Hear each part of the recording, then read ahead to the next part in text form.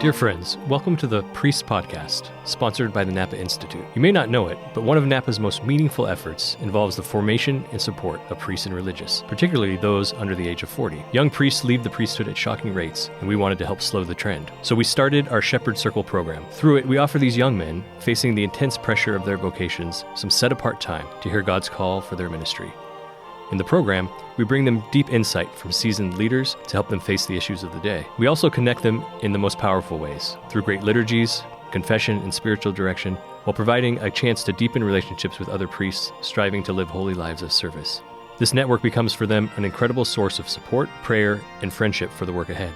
This Priest Podcast is an outgrowth of that Shepherd Circle program. We have become fascinated by the stories of our clergy. Through this podcast, we want to bring you some of these amazing stories too, but in a way that is unique. Priests interviewing other priests from all walks of life and backgrounds. We think this series will be a great resource for everyone, those considering the priesthood, as well as those in active ministry who may be struggling or just looking for good ideas. But even the laity will benefit by learning more about the needs and thoughts of the clergy as we consider how to support and pray for them, given all they do for us. And we brought some of the best and brightest to the project. Our regular hosts are Msgr Roger Landry, who leads the Pontifical Missions Societies USA, Father Michael Duffy, rector of the Cathedral of St. Agnes in Rockville Center, New York, Father Eric Caden, director of vocations and university ministry in the Archdiocese of Boston, and Father John Lococo, judicial vicar of the Archdiocese of Milwaukee. So sit back and enjoy this glimpse into the life and work of the priest. In today's episode, Msgr Roger Landry will interview his fellow host, Father Michael Duffy, both good friends of the Napa Institute.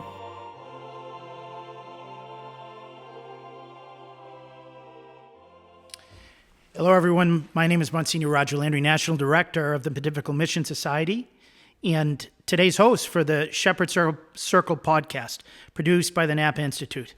I'm delighted to welcome to the podcast Father Michael Duffy, rector of the Cathedral of St. Agnes in Rockville Center, New York, a priest of the Diocese of Rockville Center, who was ordained in 2012 and since has served as a parochial vicar and a pastor in two places, including St. Agnes, where he now is. I'm so excited to hear him speak about his priestly experiences.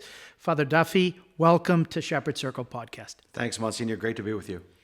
We've just been launching this year in 2025 the Shepherd Circle Podcast, and you are one of the four regular co-hosts. How excited are you for this new project?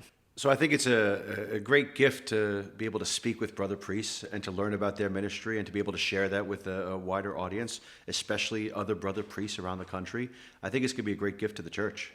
We've got huge hopes for it, for the strengthening of brother priests, for the fertilization of vocations to the priesthood for many seminarians. And then there are so many people that you know, as I know, who really want to see what a day in the life of a priest is, so that they're able to promote priestly vocations in their own right, but also support the priests that they know. Right. People love their priests, and they love getting to know us on a deeper level. And if this can afford people the opportunity to do that, I think it's a great gift. It's a great opportunity.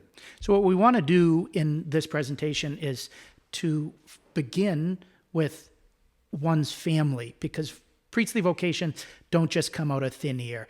Can you describe your upbringing, what type of home you were in, and when the seeds of a priestly vocation began? Sure. So I grew up in a family that wasn't terribly practicing Catholic. You know, we weren't going to Mass every Sunday. My parents were separated. They were divorced. My dad struggled with alcoholism and drug addiction most of his life. He eventually was sober and died a sober man. Thanks be to God for that. But in the midst of my parents' divorce, in the midst of my father's struggles, I turned to the church. It became a refuge for me. And funny enough, it was a young kid on the high school bus going to school that invited me to go to youth group. And I didn't have a good enough reason to say no to him. And so I went, and for the first time in my life, I didn't feel like I needed to pretend to be somebody else. You know, in high school, I went to a public high school. You have to be a jock. You have to be the smart kid. You have to be a rich kid. You have to be a good-looking kid. And we tend to put on faces and facades and stuff. And for the first time ever, when I went to that youth group, I didn't feel like I needed to pretend. And I just kept coming back and just kept showing up. And I like to say that over the course of my high school career, the church became another mother to me, and the priests became other fathers to me. And it sort of clicked for me that God might want me to be a priest. And then not long after that, 9/11 happened. And I remember seeing the picture of Father Judge being carried out of the towers. And I said to myself, I said to my mother actually, who's going to take his place? And I said to myself, I heard in my own heart, why not you, Michael? And that was sort of the thing that really solidified my vocation. A week later, after 9/11, was Father Judge's funeral. It was one of the biggest funerals in New York City history. It was a big deal. And the New York Times wrote an article about his funeral and who was there. And they quoted the priest that gave the homily at his funeral mass. And for the first time in my life, I saw written in the paper, Father Michael Duffy, a Franciscan priest who gave his best friend's funeral homily. And for me, seeing my name as a 17-year-old kid written in print with the word Father in front of it, it sent shockwaves through my soul, and it sort of solidified for me in a really sincere and genuine way. I think God really wants and needs me to be a Catholic priest. So what happened next? Did you go immediately into the seminary after this? Did you go to college and then seminary? Sure. I discerned with the help of my pastor that I should go to college. I went to Fordham University, did my undergrad there. It had a really fantastic philosophy program there, studied with some awesome Jesuits, got to know Avery Dulles really well. In fact, I used to drive him around campus. I used to serve for him on weekdays and vest him and help him as he grew to the end of his life, really became close with him and a number of other Jesuits. For those who are listening to us who might not know the name of Avery Dulles, he converted when he was at Harvard. He was the son of the Secretary of State of the United States, John Foster Dulles. And then he became one of the great theologians in the world and made a cardinal by St. John Paul II. Right. And, so there was this huge figure on campus, and as a freshman kid on campus, knowing that there was this internationally known figure, I wanted to get to know him. And so I knocked on the door of his office, and Sister Anne Marie Kermsey answered, his longtime secretary, and I said, "Can I volunteer here? Can I just work for you?" And for 2.5 years, I spent time reshelving the books in his office, and then started to drive around campus and assist him on the altar as an unofficial master of ceremonies for him, and just really came to know and love him. Is there one or a few big lessons you learned from Cardinal Dulles? Sure. First of all, was his humility. Every time on the altar, I would say, "Your Eminence this way, Your Eminence that way." And he finally turned to me and he said, "Michael, His Eminence lives on Park Avenue. I am Avery." And so as a college kid, calling Cardinal Dulles Avery was a real moment of, okay, this guy's a real human being. The Jesuits would tell me that he'd cook his own bacon, fry his own bacon every morning. The other thing that really caught me was that he so sincerely took the responsibility to celebrate Mass well, especially weekday Masses. He would come prepared with a little notepad, a little note actually of his homily, with just a couple of words on it, but he was always prepared for a daily Mass. I never once saw him wing it. He was always prepared, and that stuck with me into my own priesthood. So you went to Fordham. Your vocation was nourished, especially through your friendship with Cardinal Avery Dulles. And then you entered into seminary, and what were your seminary years like? Sure. So I discerned in my junior year of college that God wanted me to be a priest. I couldn't ignore it anymore. So my senior year of college, I actually moved into the college seminary and commuted back and forth to Fordham from Douglaston, Queens.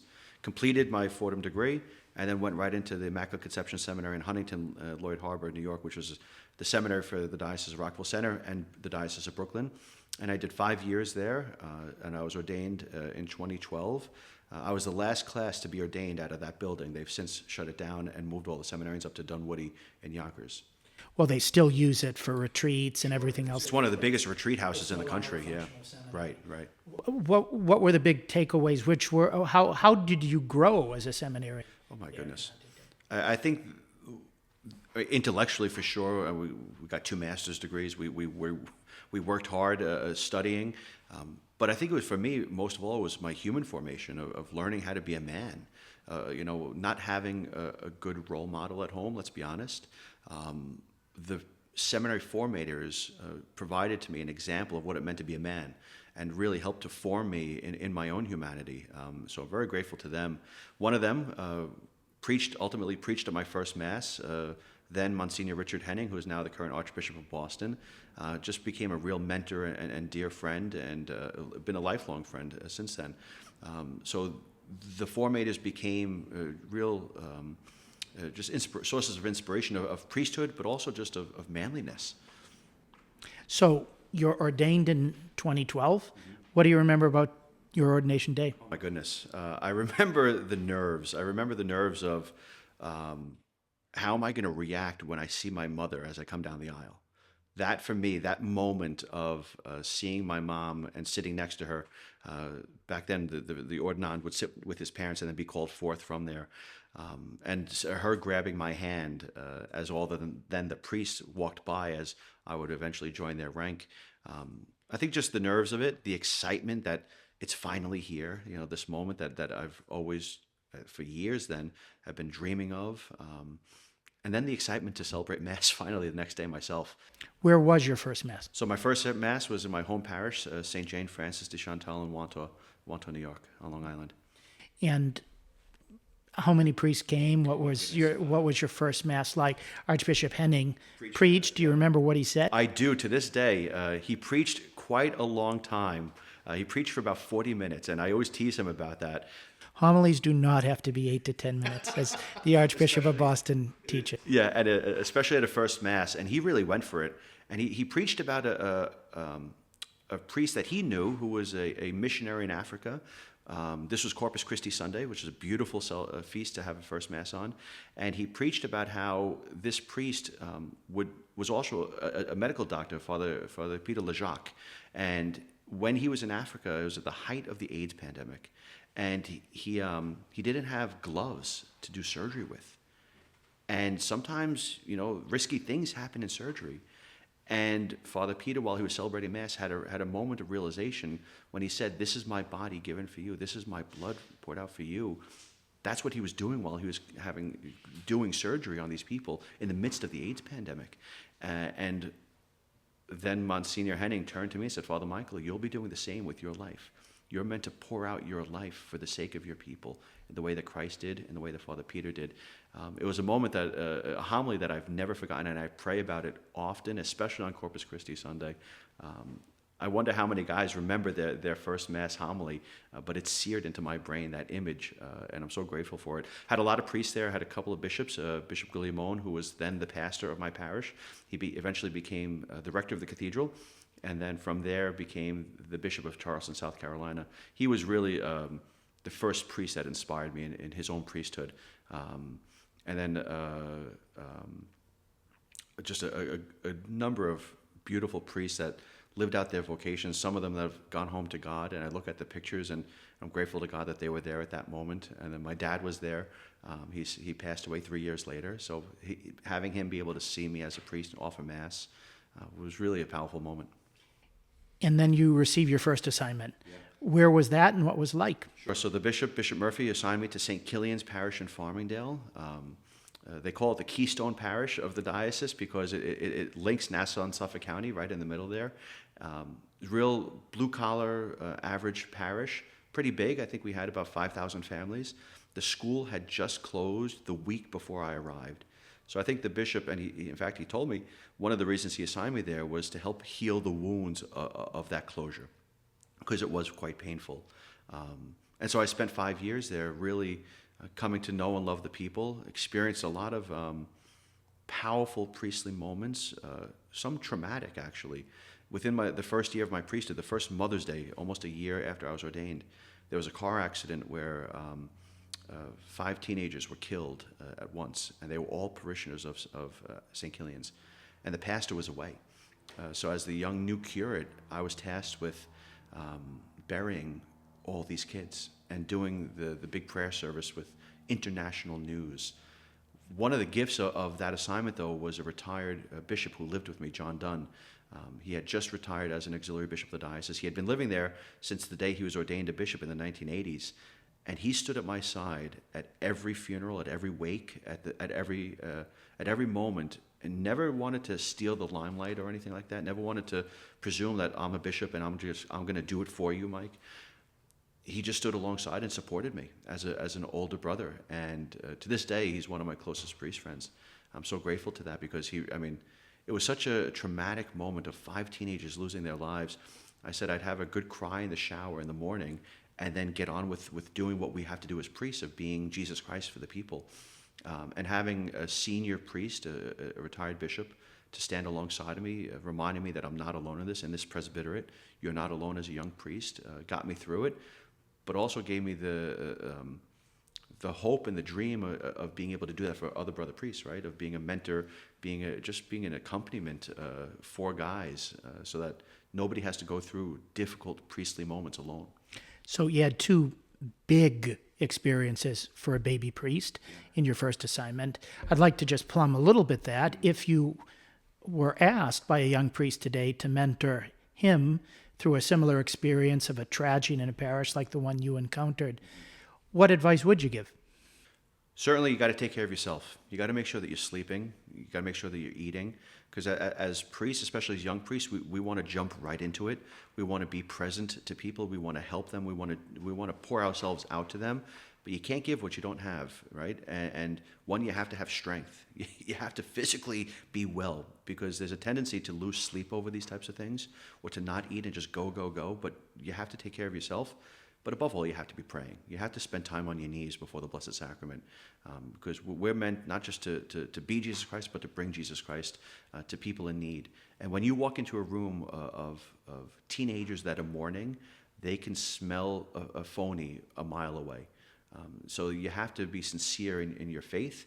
You have to be living out your priesthood and be having it sustained by that prayer. And going in as a sign and an agent of healing after the closing of a beloved school, how were you able to be a source of hope for those parishioners who are suffering as a result of that decision? And how did you help them to move on knowing that Jesus was still very much present in the parish? Sure. I think there's always a little bit of hesitancy to trust the church after people might feel like they've been harmed by it, or that they didn't agree with this decision of the diocese, and trying to help people see the fact that, the bishop, the diocese has to look at the big picture. And sometimes numbers are just numbers. If you don't have enough kids to make the budget work, it's not possible. And you can't see through pain. You have to give yourself time, right? You got to be able to breathe and take a step back, and then just objectively be able to say, this wasn't working. And nobody's the bad guy here. Nobody's the boogie. The bishop's not the boogeyman here. The bishop, the diocese, the pastor have a responsibility to see the bigger picture. And when you're in the midst of trauma, you can't see that. So you sometimes got to just step back, and you just got to let people grieve too, right? You got to give people that space to let them be angry. And sometimes as a representative of the church, they have to be angry at you. And we have to be big enough to take it and know that it's not personal, but they'll get over it, and give them time and space. So after 5 rich years as a parochial vicar at St. Kilian's in Farmingdale, all of a sudden you were named a pastor of Our Lady of Lourdes. Were you ready? And what was the transition like for you from parochial vicar to pastor? So was I ready? In some ways I was, in a lot of ways I wasn't. I had 2 experiences of different pastors in my first assignment. So after 2 years, my pastor retired, and I received a different pastor. One was very conservative, and one was very much not. But I got along with both of them, because at the end of the day, it's about personality, not politics, right? And both of them had different styles, and I got to learn a lot of management from them. And the second pastor that I had towards the end of my 5 years there delegated a lot to me, or brought me in first to a lot of management stuff, and then he taught me how to do it and let me do it in a lot of ways. So he put me in charge of fundraising for the diocesan appeal and fundraising for the parish, and so I learned a lot about fundraising. I learned a lot about HR and budgeting. I took care of the stipends for him.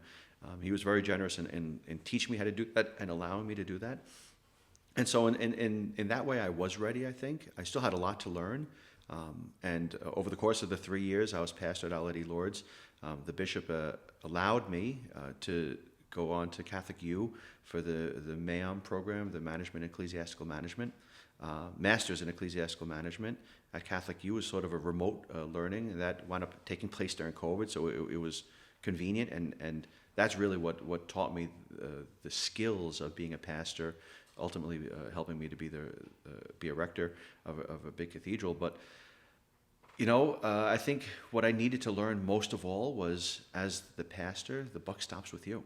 There's nobody else to pass it off to. And sometimes you got to say no. As an associate pastor, it's easy to just show up and smile. There's ultimately no responsibility in having to say no. That's the pastor's job. So I had to learn how to say no to people and be okay with that and be strong in that. But I love that parish. It was the joy of my young priesthood. I had 3 years there of a parish that was basically a mile square. Had about 3,500 parishioners, a Catholic school of about 260 kids. It was healthy, it was happy. There was no drama. It was easy to be pastor there. It was so much fun. I know, because we're friends, that you have a great devotion to Our Lady of Lourdes. So what was that like as an answer to prayers you had made over in southwestern France? Yeah, so I had the opportunity as a seminarian to go to Lourdes with the Knights of Malta as a seminarian chaplain for a group of high school students. And on the last night of that trip, I went down to the grotto by myself early in that morning before we would get on the plane to go home. And I said to Our Lady in the grotto, I said, Blessed Mother, you have to, if you want me to be a priest, you have to get me to the altar. And she did. Over the course of my 5 years in seminary, she really watched out for me and protected me. And then I was able to go back within my first year of priesthood as a chaplain for a pilgrimage back to Lourdes. And I went to the grotto on the last night of that trip. I said to the Blessed Mother, you got me to the altar. Now I need you to stay by my side and protect my priesthood. And 5 years later, I was named pastor of Our Lady of Lourdes Parish on Long Island. And I just, more than ever before, I felt the mantle of Our Lady wrap around me in my priesthood.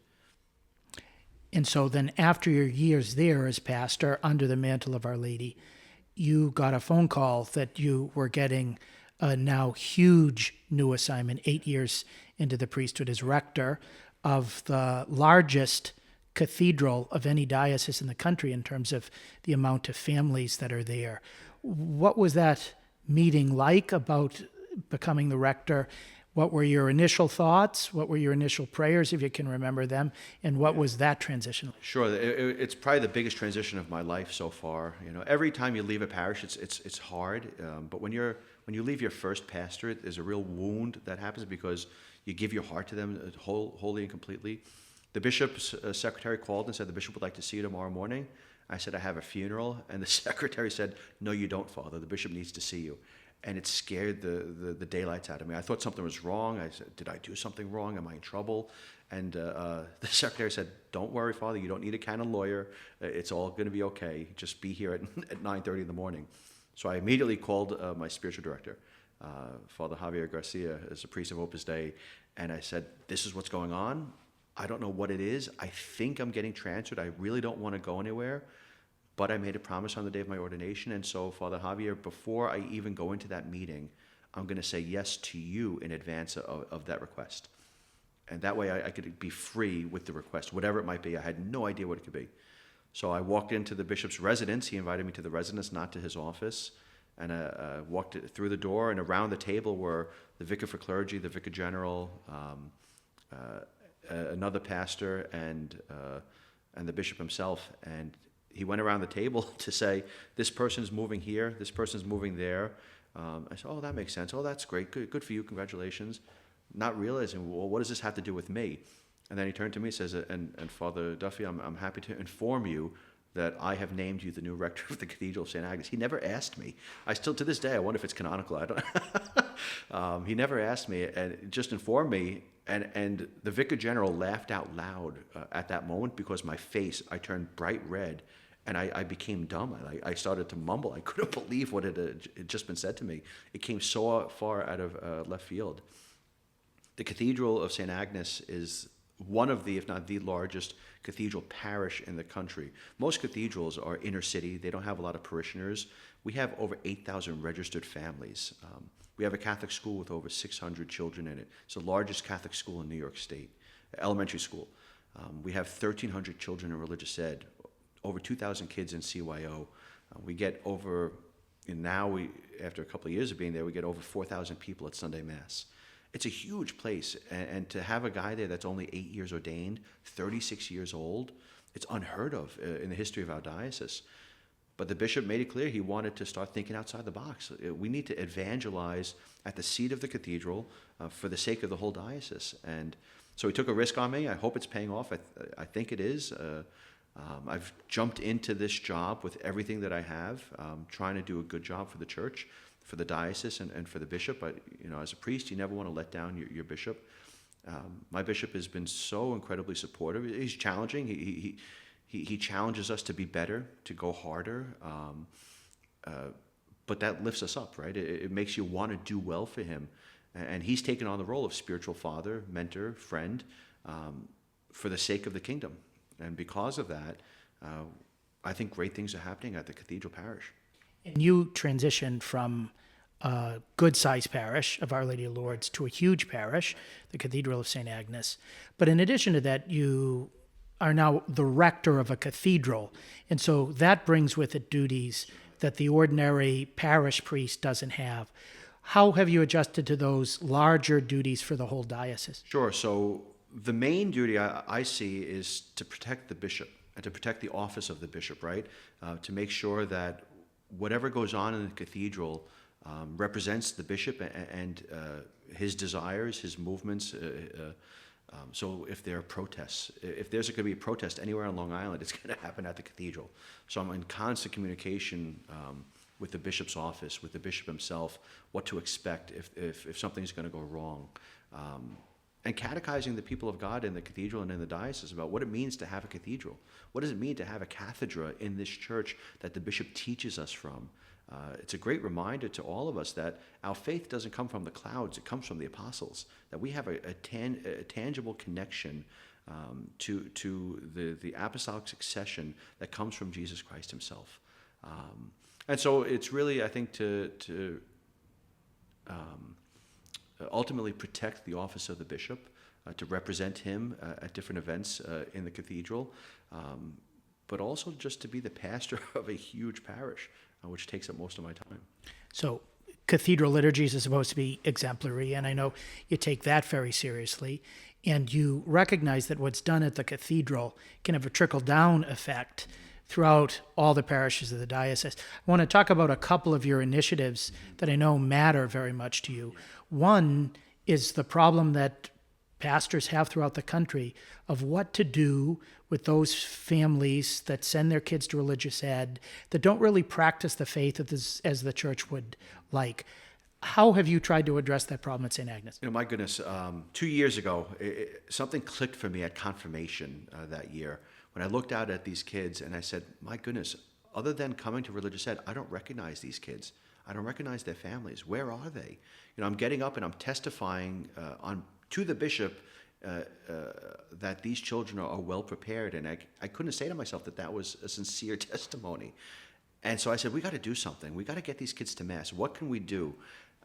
So I talked with a couple of brother priests and got some ideas, and we established a new policy that if you're not attending Mass 75% of the time, so you got to give some leeway for travel, for illness, but if you're not attending Mass 75% of the time, you're not going to really be ready to receive the sacrament of confirmation or First Holy Communion.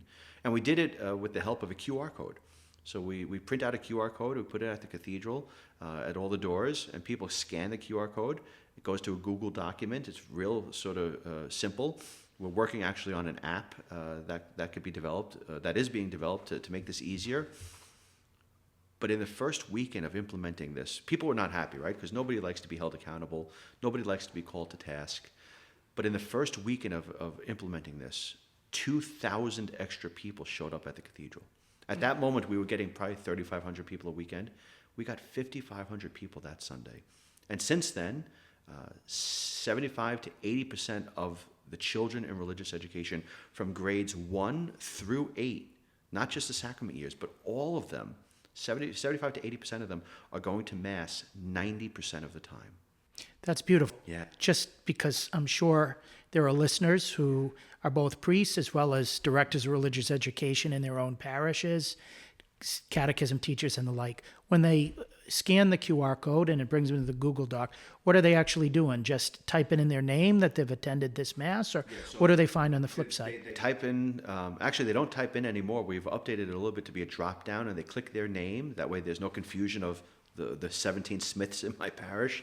So they choose who they are, check in, and that's it. It's real simple. Listen, there are ways that you could game the system, right? Check in and then leave, or take a picture of the QR code and share it with people. It's not a perfect system, but if people are going to lie about attending Mass, we got a bigger problem on our hands. But the reality is that attendance is up. And for my brother pastors, this is not why I did it. And I made this abundantly clear in all my communications, that if you think this is why I'm doing it, keep your money to yourself. But in the last year, my collections went up $160,000. For a parish that had a pretty tight budget, to have that extra money, we've been able to hire other people now to help evangelize and to do a little extra here and there, and to do some extra projects around the cathedral. And so the first weekend, you got 2,000 extra coming. What's been the average since? So I think the average since is probably about 1,200 to 1,500. So it's dropped off a little bit since that first weekend. But every Mass at the cathedral is full. And the parishioners that I talk to say, Father, it feels like 9/11 every weekend. Back when, you remember, after 9/11, churches were full. One person, interestingly enough, said, Father, it feels like before the abuse scandal hit, pre-2002 numbers. I wasn't a priest back then. I was a high school student.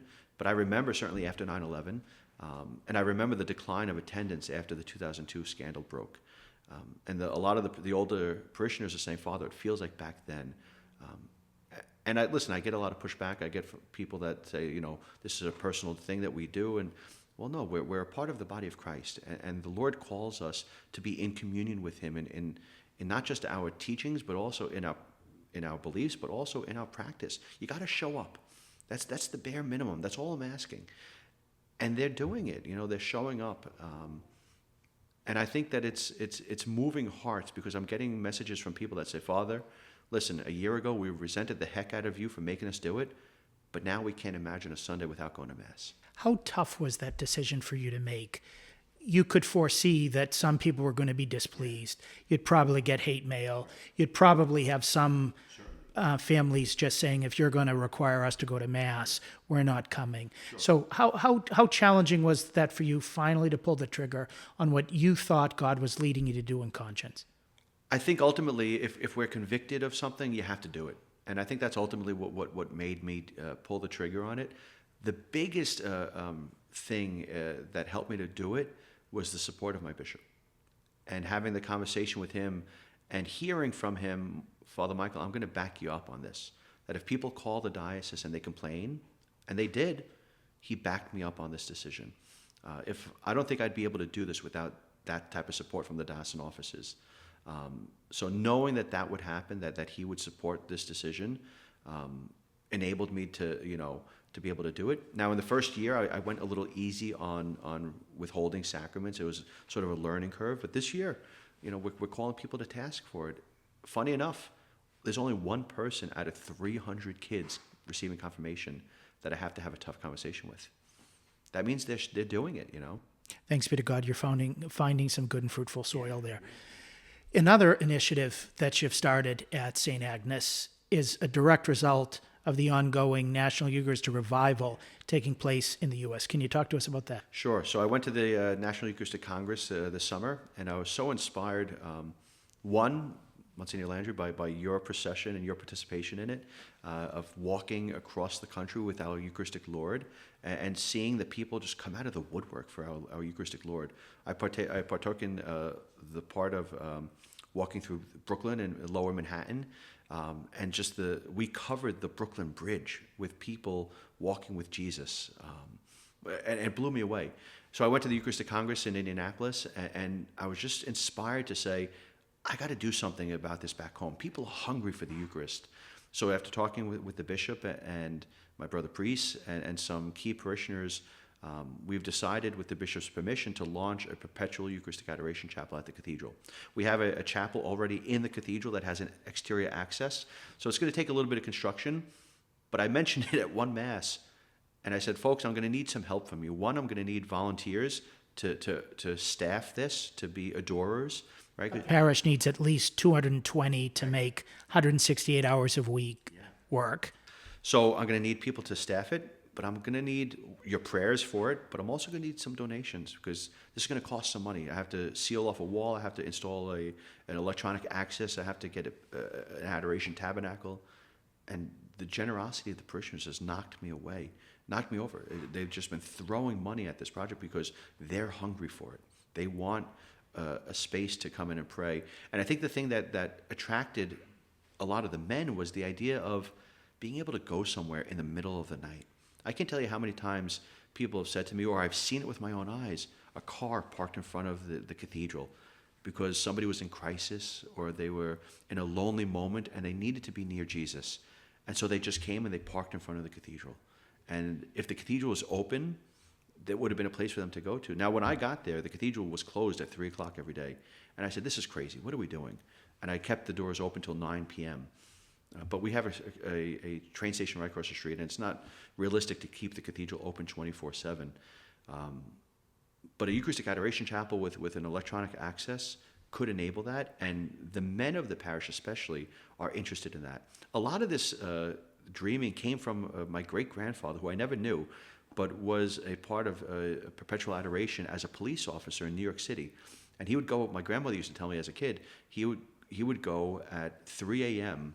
and adore the Lord for nocturnal adoration. And he would say, well, I have a gun, I could protect myself, And he took those early hours. And so as a priest, I did 40 hours devotions when I was pastor in Malvern, and we've brought that to the cathedral. And now I think we're ready to take that next step because of the inspiration from the National Eucharistic Congress, of the Perpetual Adoration Chapel that's been built in New York City at St. Joseph's by the Dominicans. And I think the people are ready for it. They're hungry for it. And to be able to do it at the cathedral, think of the spiritual powerhouse that will turn the cathedral into, especially if we invite people to pray for vocations. As part of your prayer before our Eucharistic Lord, implore him to send laborers for the harvest. I think that's going to be honest, I think it's going to be a game changer for us. And when do you hope to open it? So the dream is Pentecost Sunday. So our diocese is doing a Eucharistic Revival on Pentecost Sunday. Please God, the construction, it's not a huge amount, but will be able to be done by then. And we could launch it not just as a parish initiative, but as a diocese initiative. We will all be praying for that. Please, I need that. If you don't have already too much to do, you've just gotten another hat as police chaplain. Yeah. How excited are you for that? I'm thrilled. I'm grateful that the bishop has allowed me to do it. I'm grateful for the invitation of the local officials to do it. I grew up in a police family. My grandfather was a police officer. My great-grandfather was a police officer. All my uncles were police officers. So to be able to minister to the men and women in blue in a time when we're dealing with sky-high numbers of suicides is just a privilege. And to be able to bring Jesus Christ to them as they serve, defend, and protect us is a great privilege. A lot of that stems from a really powerful moment where I did the funeral for a young man who I had married 3 years prior to his wife that was killed in the line of duty in the New York City Police Department. And it was the biggest thing I've ever done. I think there was over 40,000 police officers in the street. It was on all the national news channels. And in that moment, I preached right to the widow, tried to announce the gospel of Jesus Christ to her, that God is close to her and near to her, and that her husband had laid down his life in a powerfully profound way that could give hope to everyone, that you get more than you by giving your life away, So now, coming full circle, a couple of months later, to be an official police chaplain, it's a great joy. Municipality for the county? It's for the entire county of Nassau County. So it's one of the largest, amazing, Nassau County in New York, if it was a state, would be the 12th largest state in the nation. So it's one of the largest... in terms of population. In terms of population, yeah. It's one of the largest police departments in the nation. Well, congratulations for that, and we pray that the only police funerals you have are for those officers who die of natural causes. Please God. We want in this Shepherd Circle podcast always to finish by asking each priest, what would you say to a young person who thinks that God might be calling him to pick up that sacred baton that goes all the way back to the upper room. What would you say to a young Michael Duffy in high school or at Fordham University who God might be twitching on the thread to get him to follow? I think my first thought is, one, you have to at least ask the question, does God want me to be a priest? If I'm not at least asking that question, we got a problem. But two, let me say this. I've been a priest now for 12 and a half years. I have never once had a lonely moment in my priesthood. I have never once had a moment of regret that this was the wrong thing for me to do. There's great comfort and peace that comes from knowing that you're doing the will of God. And I haven't regretted a single moment of this. I love, love, love being a Catholic priest. It's the best life that I could have imagined for myself. And I've certainly gotten much more than I've ever given. Well, it's been a great joy to have you today on this Shepherd Circle podcast, Father Michael Duffy, rector of the Cathedral of St. Agnes in the Diocese of Rockville Center on Long Island, to hear a little bit about your priestly vocation, life, and work, and especially to hear about what it's like to bring people back to regular practice of the faith from religious ed families, your desire and love for the Lord in the Holy Eucharist, your great pastoral care for those who are in the line of duty. Imagine, Father Duffy, what it would be like if we had many more priests doing what you and I have the awesome privilege to do. That's why the Lord Jesus urges each of us to pray to the Harvest Master for more laborers for his harvest. So please join Father Duffy and me in praying for the shepherds that the church needs after Jesus' heart, and encourage the young men you know who show signs of a vocation to ask Jesus in prayer whether Jesus might be calling them to serve him, the church, and the world as ordained priests. Please pass on this podcast to them and join us next week for an interview with another diligent priest working in the vineyard of the Lord. I am Msgr. Roger Landry, and I have been delighted to be your host today on the Shepherd Circle podcast. God bless you.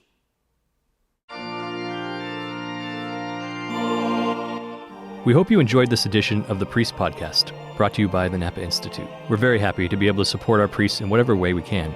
We hope this series inspires you to do the same. You know, there's a deep shortage of priests. We know that. So many men not in tune with what God is asking of them in life. But St. John Vianney made a beautiful point about how essential the priest is for the church when he wrote, and I quote, "If we had not the sacrament of orders, we should not have our Lord. Who placed him there in the tabernacle? It was the priest. Who was it that received your soul on its entrance into life? The priest. Who nourishes it to give it strength to make its pilgrimage? The priest. Who will prepare it to appear before God by washing that soul for the last time in the blood of Jesus Christ? The priest. Always the priest." End of quote. Let us never take our priests for granted, or for even one day cease to pray for them. They need it, and we need them. Thanks again for joining us today. For more information about how you can partner with us in supporting our work with clergy and religious, go to napa-institute.org. May God bless you this day and always.